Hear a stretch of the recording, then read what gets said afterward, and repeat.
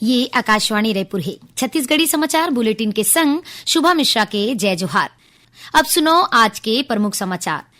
सूचना और प्रसारण मंत्री अश्विनी वैष्णव इंडिया एआई इम्पैक्ट समिट में कहीन कि भारत दुनिया के समस्या के समाधान बर एआई ऊपर दृढ़ता ले ध्यान केंद्रित करत है। प्रदेश के ग्राम पंचायत अब महतारी सदन बनाही एखर बर ग्राम पंचायत के चयन क्रियान्वयन एजेंसी के रूप में करे गे हे। और बलरामपुर में एक बुजुर्ग किसान के मौत के मामला में राज्य सरकार कुसमी के एसडीएम करुण डहरिया ला करीन निलंबित। अब समाचार विस्तार ले। केंद्रीय सूचना और प्रसारण मंत्री अश्विन वैष्णव कहीन कि भारत वास्तविक दुनिया के समस्या के समाधान बर एआई ऊपर दृढ़ता ले ध्यान केंद्रित करत है। उमनहा इंडिया एआई इम्पैक्ट समिट के तीसरैया दिन एक अनुसंधान संगोष्ठी के उद्घाटन समारोह ला संबोधित करत हुए ये बात कहीन। श्री वैष्णव कहीन कि एआई शिखर सम्मेलन आने तकनीकी मामला में विचार विमर्श करे के एक जरूरी अवसर देवत है।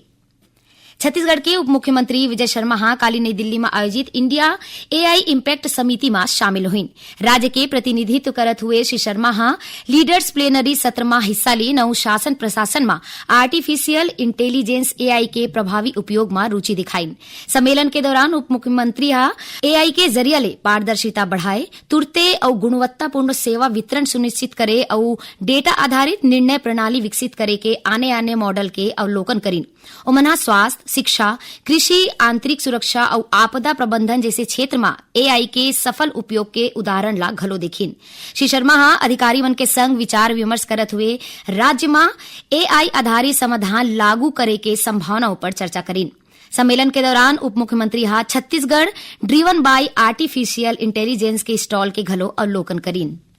जनगणना 2027 के सफल संचालन बर आज नवा रायपुर में राज्य और संभाग स्तरीय अधिकारी मन के प्रशिक्षण सम्मेलन आयोजित करेगिस। सम्मेलन ला संबोधित करत हुए मुख्यमंत्री विष्णुदेव साय कहीन कि जनगणना केवल जनसंख्या के गणना नहीं है बल्कि राष्ट्र निर्माण के आधारशिला है। उमनहा प्रदेश के सबो संभाग के आयुक्त, कलेक्टर और प्रशासनिक अधिकारी मन ले ए राष्ट्र दायित्व ला पूरा गंभीरता, सटीकता और संवेदनशीलता के संग निभाए के आह्वान करीन। मुख्यमंत्री कहीन कि बछर 2027 के जनगणना स्वतंत्रता के बाद 8वीं और भारत के पहली पूरा तरीका ले डिजिटल जनगणना हुई। उमना बतायन कि मोबाइल ऐप और वेब पोर्टल के जरिया ले डेटा संकलन करे जाही। छत्तीसगढ़ के सबो 33 जिला मन में पहली चरण के तहत मकान सूचीकरण और मकान की गणना के काम 1 ले 30 मई तक संचालित करे जाही। केंद्रीय मूल्यांकन बोर्ड प्रदेश के 11 जिला के संशोधित गाइडलाइन दर के अनुमोदन कर दे है।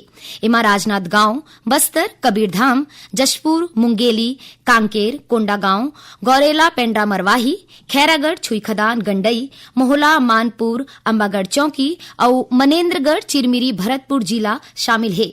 ए जिला में आज ले गाइडलाइन दर लागू हो गए है। एखले भूमि और संपत्ति पंजीयन प्रक्रिया में पारदर्शिता ही संगे संग वास्तविक बाजार मूल्य के अनुरूप मूल्यांकन में लोगन मन ला सुविधा हुई। आम मनखे और एखर ले जुड़े हितधारक नवा गाइडलाइन दर के जानकारी संबंधित जिला पंजीयन कार्यालय और विभाग के आधिकारिक वेबसाइट ले पा सकत है।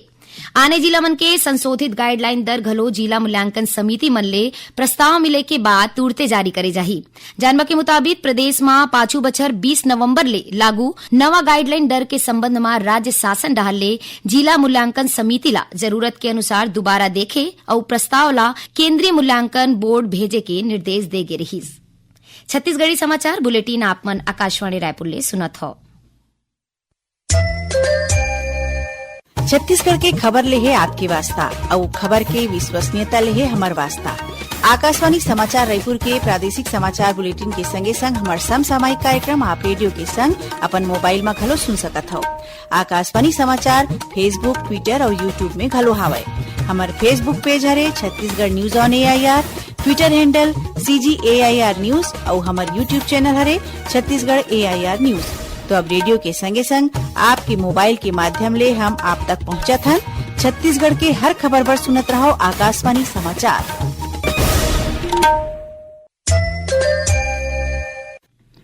अब आगू बाढ़बो बाँचे समाचार कोती। प्रदेश के ग्राम पंचायत अब महतारी सदन बनाही एखर बर ग्राम पंचायत के चयन क्रियान्वयन एजेंसी के रूप में करे गए है। इस संबंध में पंचायत विभाग डाहले मार्गदर्शिका घलो जारी कर दे गए है। ग्राम पंचायत ला कार्य एजेंसी बनाए जायले महतारी सदन के बनाए के काम में तेजी आही। महतारी सदन बर प्रशासनिक स्वीकृति जिला पंचायत के मुख्य कार्यपालन अधिकारी डाहरले दे जाही और तकनीकी मार्गदर्शन ग्रामीण यांत्रिकी सेवा डाहरले प्रदान करे जाही। महतारी सदन के बनेले ग्राम पंचायत सशक्त होही और गांव में माई लोगिन मन के आर्थिक और सामाजिक गतिविधि में सुधार होही। ए सदन महिला मन के बैठका, प्रशिक्षण, स्व सहायता समूह के गतिविधि और आजीविका संवर्धन के केंद्र बनही। जानवा के मुताबिक प्रदेश में 368 महतारी सदन बर 100 करोड़ रुपया के राशि स्वीकृत करे गए है। वर्तमान में 137 महतारी सदन बनाए के काम पूरा हो चुके हैं। राज्य सरकार कुसमी के एसडीएम करुण डहरिया ला निलंबित कर दे है। एक कार्रवाई बलरामपुर रामानुजगंज जिला के हंसपुर गांव में 2 दिन पहली अवैध खनन के जांच के दौरान एक किसान के मौत के मामला में करे गए है। निलंबन के अवधि के दौरान ओखर मुख्यालय अंबिकापुर स्थित आयुक्त कार्यालय में निर्धारित करे गए है। एकर पहली पुलिस एसडीएम ला गिरफ्तार करके जेल भेज दे रही। आरोप है कि अवैध उत्खनन में कार्यवाही के दौरान एसडीएम और बाकी आरोपी मन ग्रामीण मन संग मारपीट करे रहीन। ए दौरान एक सियान के चोट लगेले मौत हो गई रही सौ 2 आने युवक घायल हुए है। राजस्व मंत्री टंकराम वर्मा रायपुर में डिजिटल किसान किताब के शुभारंभ करीन। ये किताब अब पारंपरिक मैनुअल किसान किताब के जगह लेही। एकर जरिया ले किसान अपन भूमि संबंधी जानकारी ऑनलाइन पा सकी। ये सुविधा भूया पोर्टल में उपलब्ध रही, जेला किसान आसानी ले डाउनलोड कर सकी। डिजिटल प्रणाली में जरूरी विवरण खुदे अपडेट होवत रही, जेखर ले जानकारी संशोधन भर किसान ला कार्यालय के चक्कर लगाए के जरूरत नहीं पड़ी। संगे संग संबंधित पटवारी रहले डिजिटल हस्ताक्षर होए, प्रमाणित प्रति उपलब्ध होएले दस्तावेज के वैधता और पारदर्शिता घलो सुनिश्चित होही। ए बेरा में राजस्व मंत्री कहीन कि डिजिटल ऋण पुस्तिका केवल एक तकनीकी नवाचार नहीं है, फिर राजस्व व्यवस्था ला पारदर्शी, सशक्त और नागरिक केंद्रित बनाए के दिशा में ठोस कदम है। मुख्यमंत्री विष्णुदेव साय आज रायपुर के मोवा स्थित सतनाम भवन परिसर ले सतनाम सद्भाव पदयात्रा के शुभारंभ करीन। ए बेरा मा ओमन पदयात्रा ला हरा झंडी दिखा के गिरौदपुरी धाम बर रवाना करीन। मुख्यमंत्री पदयात्रा में शामिल समाज के लोगन मन ले गोट बात करत कहीन कि बाबा गुरु घासीदास के मनखे मनखे एक समान के संदेश पूरा मानव समाज बर प्रेरणादायक है। ओमन विश्वास जताइन कि ए पदयात्रा समाज में सद्भावना, समरसता और भाईचारा ला और मजबूत करही। जानवा के मुताबिक रायपुर ले 18 फरवरी के निकले ए पदयात्रा 22 फरवरी के गिरौदपुरी धाम पहुंची। ए दौरान गिरौदपुरी धाम में सामाजिक, सांस्कृतिक और धार्मिक कार्यक्रम आयोजित करे जाही।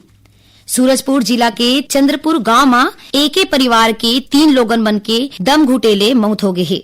ए घटना में 3 साल के लइका घलो शामिल है। बताए जाते है कि पाचू रथिया ठंड ले बचे बर ए परिवार बंद कमरा में कोयला के सिगड़ी जलाए रहीस। बिहनिया जब कमरा के दरवाजा नहीं खुलीस तब घर के लोगन मन दरवाजा तोड़ के उमल्ला उठाए के कोशिश करीन, फिर तब तक उखर मौत हो गई रहीस। मामला की जानकारी मिलत मौका में पहुंचे कोतवाली पुलिस जांच शुरू कर दे है। आखिर में प्रमुख समाचार एक गांव फेर।